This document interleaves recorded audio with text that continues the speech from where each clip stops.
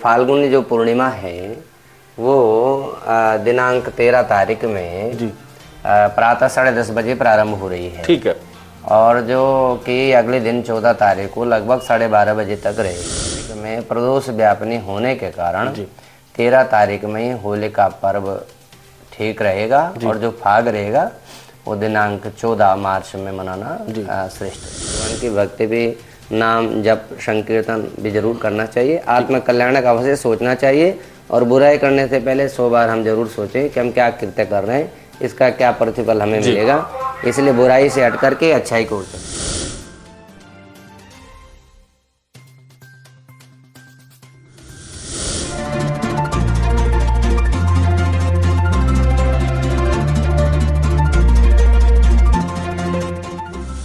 नमस्कार दोस्तों, आप देख रहे हैं रुड़की हब और मैं हूं आपके साथ नितिन कुमार।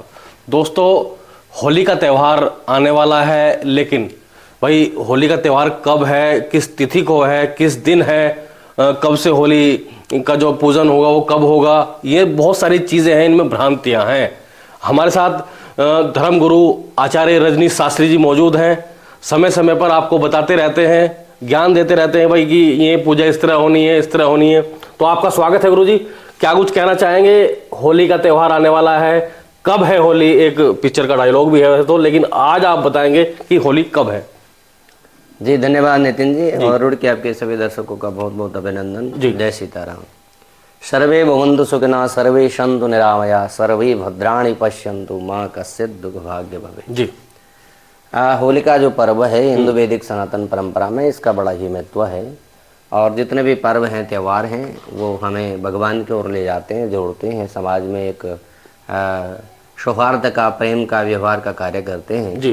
तो ये होली का पर्व भी इसी श्रृंखला में से एक पर्व है जी। और बड़ी धूमधाम के साथ हम सब लोग मनाते हैं। और इन तिथियों को लेकर भारतीय जो तीर्थ मुहूर्त है उसके अनुसार ये फाल्गुन पूर्णिमा के दिन मनाया जाता है, जिसको हम फाग के नाम से भी जानते हैं। तो फाल्गुनी जो पूर्णिमा है वो दिनांक 13 तारीख में प्रातः 10:30 बजे प्रारंभ हो रही है। ठीक है। और जो कि अगले दिन 14 तारीख को लगभग 12:30 बजे तक रहेगी जी। और शास्त्रों में ये निर्देश दिया गया है कि प्रदोष व्यापनी पूर्णिमा तिथि में ही होली का दहन किया जाता है। ठीक है। तो प्रदोष व्यापनी में चूंकि 14 तारीख में नहीं है जी, 12:30 बजे समाप्त हो रही है, इसलिए 13 तारीख में प्रदोष व्यापनी होने के कारण 13 तारीख में ही होली का पर्व ठीक रहेगा और जो फाग रहेगा वो दिनांक 14 मार्च में मनाना श्रेष्ठ रहेगा। अच्छा, जैसे ये होली का त्यौहार मनाते हैं, फिर फाग आता है, उसमें आप देखते ही हैं कि भाई कितनी हुड़दंग उतरती है, चोट भी लग जाती है लोगों को, बहुत सारे एक्सीडेंट भी देखने को मिलते हैं सर। तो क्या कहेंगे गुरुजी उन चीज़ों को लेकर जो कुरीतियाँ थोड़ी फैली हैं त्यौहार को लेकर? क्योंकि अगर त्यौहार में कोई इंसिडेंट हो जाता है तो पूरा परिवार दुखी होता है उससे। जी नहीं, कुरीतियाँ नहीं है, लेकिन उनका जो प्रयोग है कई बार हम सही दिशा में नहीं कर पाते।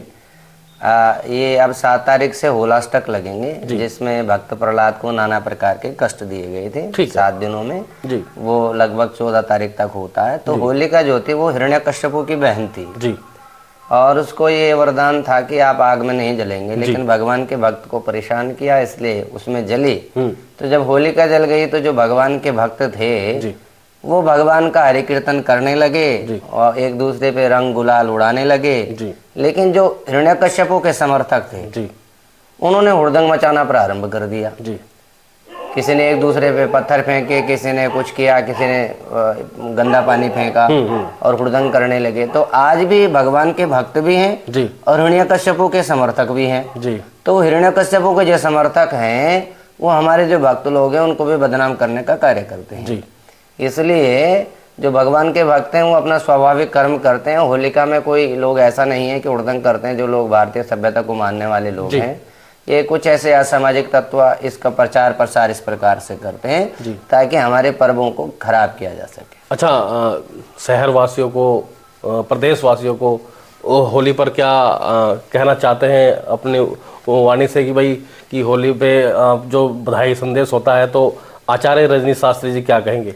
मैं तो सभी लोगों को यही कहूँगा कि जो जीवन की व्यस्ततम भागदौड़ में है हम कार्य कर रहे हैं, कर्म करना तो अच्छा है, गृहस्थ धर्म में रह करके हमें हर क्षण परिश्रम करना चाहिए जी। लेकिन परिश्रम करने के साथ साथ भौतिकतावाद के साथ साथ आत्म कल्याणक कर्म भी हमें करने चाहिए जी। आत्म कल्याणक कर्म ऐसा होता है कि जो आप स्वाभाविक रूप से जिस प्रकार से एक माता अपने बच्चे को जो प्रेम करती है, निश्चल भाव से करती है, स्वाभाविक करती है, उसी प्रकार से हमें भगवान की भक्ति भी, नाम जप संकीर्तन भी जरूर करना चाहिए। आत्म कल्याणक अवश्य सोचना चाहिए और बुराई करने से पहले 100 बार हम जरूर सोचें कि हम क्या कृत्य कर रहे हैं, इसका क्या प्रतिफल हमें मिलेगा, इसलिए बुराई से हट करके अच्छाई की ओर चले। अच्छा, कब पूजन कब स्टार्ट करें सर, एक बार और बता दीजिए कि कब से पूजा करेंगे? देखिए हमारे यहाँ जो जिस दिन होलिका दहन होता है उसी दिन प्रातः काल से सब लोग भगवान का पूजन हरिस्मरण करने लग जाते हैं। ठीक है। और हम जिस मंदिर में रहते हैं वहाँ पर हनुमान जी की विशेष पूजा होती है जी।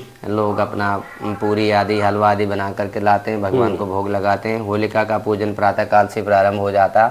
उस सब माताएं बहनें अपने नाना प्रकार के होलिका को वस्त्र में चढ़ाते हैं, साड़ी वस्त्र वगैरह, पितरों का ध्यान करते हैं, पितरों का पूजन माना जाता है जी। तो जो भी लोग आप करें भाव के साथ करें, ईश्वर की आराधना करें, पूजा करें, आपका हर दिन मंगल में हो ऐसी कामना करें। अच्छा, बरसाने में सर 1 महीने पहले से होली शुरू हो जाती है, वहाँ लठमार होली भी खेली जाती है? जी हाँ, ये बड़ा उत्सव है होलिका का भगवान कृष्ण का, क्योंकि भगवान कृष्ण श्रृंगार प्रिय हैं, भगवान शिव जल प्रिय हैं जी।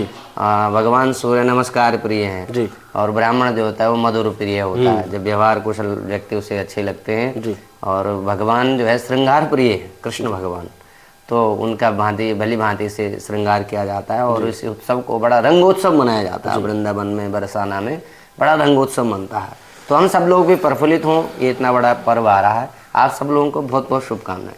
गुरुजी ने बताया कि भाई होली आपको किस प्रकार मनानी चाहिए, रंगों गुलालों से आपको होली मनानी चाहिए, परिवार के साथ दोस्तों के साथ होली मनानी चाहिए, और जो छोटे बच्चे हैं उन्हें थोड़ा रंगों से दूर रखना चाहिए, जो नहीं खेलता तो उसे कुछ ऐसी चीजें लाके देनी चाहिए जिसमें वो लगा रहे। बिल्कुल, तो फूलों की होली भी होती है। फूलों की होली जो गुरुजी ने बताई है, तो इस तरह आप होली को मना सकते हैं, पूजन किस तरह कर सकते हैं, ये भी गुरुजी ने बताया है। तो हमारी ओर से भी आपको होली की बहुत बहुत शुभकामनाएं, बधाई।